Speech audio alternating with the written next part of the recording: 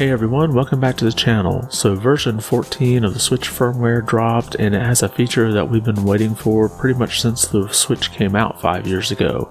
We also have a look at a special edition of the Xbox Series S that you can only win. We have those topics and more, but before we get started, if you like this video, be sure to give it a thumbs up. And if you haven't yet, consider subscribing. That's the best way to let me know you enjoy the content on this channel. Now let's get started. So version 14 of the Switch firmware finally came out, and it has what people are calling folders. Now Nintendo actually calls it groups, but it's still a feature that we've been waiting for a long time. This coming from Nintendo's official website, there are a few caveats here. The All Software menu and groups are only available when more than 12 software titles are saved on the Nintendo Switch system. Up to 100 groups can be created with a maximum of 200 titles per group, and the same software title can be added to multiple groups. So I honestly think that's a plus, where a lot of times if you think of folders, once you drop a software into a folder, it can't really be into another one.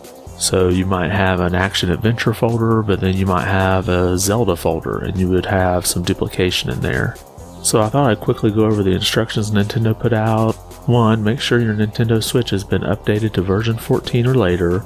From the Nintendo Switch home menu, scroll all the way to the right and select All Software. Press the L button to view your software by groups. The first time you create a group, you'll get a pop-up where you can select Create New Group.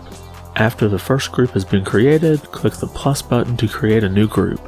Check all software titles you want to add to the new group and press Next. Rearrange the software titles as desired, then press Next.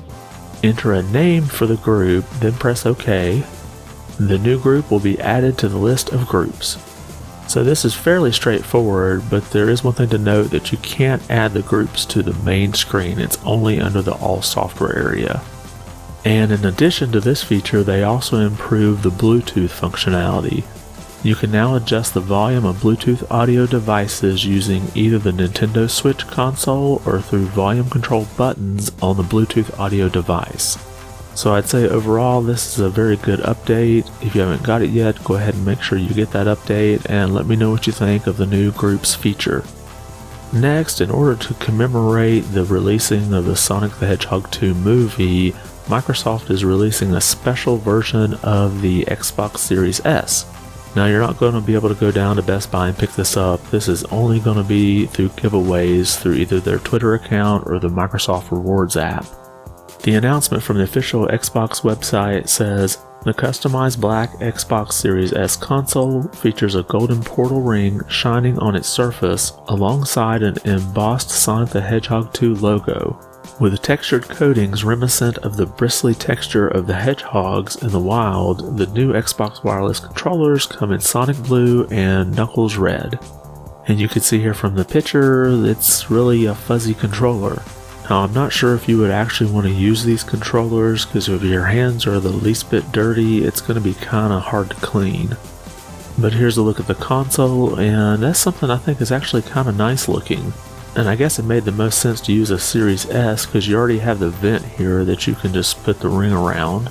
But if you're interested in trying to enter to win this, go to the Xbox official Twitter account, find that tweet, and then you have to retweet it with a hashtag. And good luck to everybody who enters. And last, we have another story here related to Gran Turismo 7. This is coming to us from VGC. Gran Turismo 7 players have responded to a controversial update that saw rewards dramatically reduced by developing a script that allows them to grind currency without having to play the game. So using a script here is an interesting concept, and it kind of had me confused because I was thinking you would have to have a PC for this.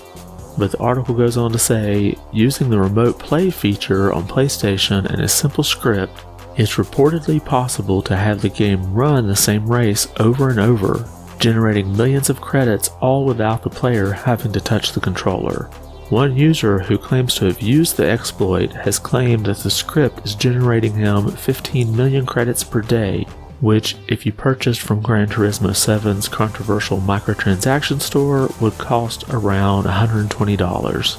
Now I would highly caution anybody running this because Sony is known to release the ban hammer.